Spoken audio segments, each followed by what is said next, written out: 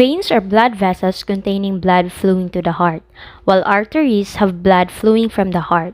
The blue is representative of blood vessels containing deoxygenated blood, while the red blood vessels have oxygenated blood fresh from the lungs. Now let's follow the path of the blood through the heart. The superior vena cava receives blood from the head, neck, upper limbs, and chest. Meanwhile, the inferior vena cava receives blood from the trunk, viscera, and lower limbs. Both superior and inferior vena cava end up in the right atrium, one of the four chambers of the heart. The heart not only has four chambers, it also has four valves. The purpose of the valves is to keep blood moving in the right direction and not flow backwards. Blood exits the right atrium through the tricuspid valve, so called because it has three flaps, and enters the right ventricle. The blood exits the right ventricle through the pulmonary valve and enters the pulmonary artery. Again, it is an artery because blood is flowing away from the heart, but is blue because of lack of oxygen. The pulmonary artery then splits into the left and right pulmonary arteries, which go to each respective lung. In the lungs, gas exchange occurs. The blood discards carbon dioxide and picks up oxygen. Now blood comes back from the lungs through the pulmonary veins entering the left atrium. Next, the blood is pumped into the left ventricle through the mitral or bicuspid valve. Finally, the oxygenated blood leaves from the left ventricle through the aortic semilunar valve entering the aortic arch. The aorta, which is the largest of all the arteries, distributes the oxygenated blood to the rest of the body. The aortic arch has three major branches, which supply the head and arms with blood. Then the aorta curls downward from behind the heart, forming the descending aorta, which descends through the chest and continues down through the abdomen. In the abdomen, the descending aorta splits to supply the pelvis and legs with blood. Good day, everyone. I am Jillian Miramio speaking, and I will be discussing about what events take place that allow the heart to contract and how is heart rate controlled. So, left ventricle. The most powerful must contract to generate sufficient pressure to pump blood to body is spontaneous rhythmicity. Contract without any external stimulation. SA node generates the electrical impulse heart pacemaker.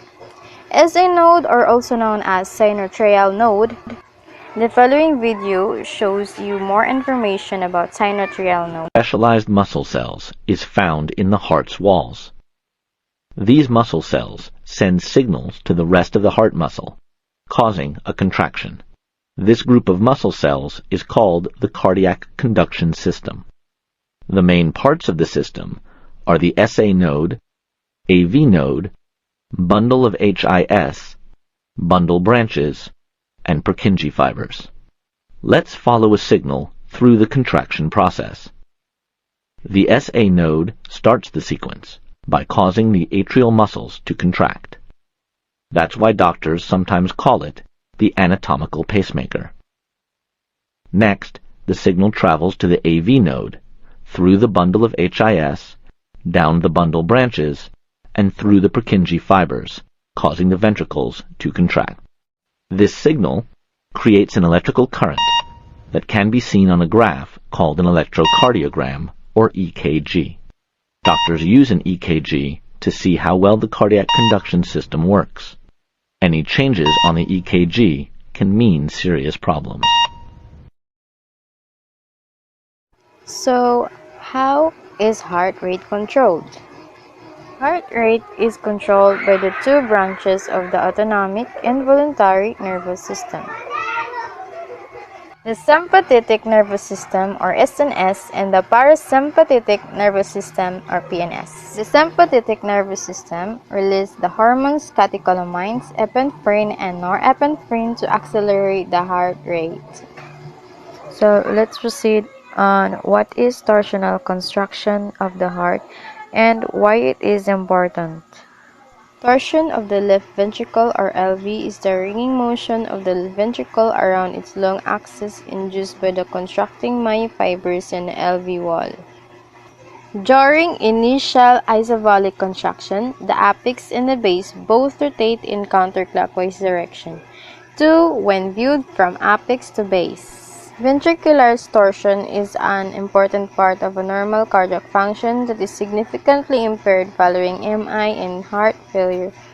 Study shows that the torsional mechanics of the healthy heart serve two main functions. One is to provide a ringing motion that helps the ventricle empty more completely and thus supports pump function.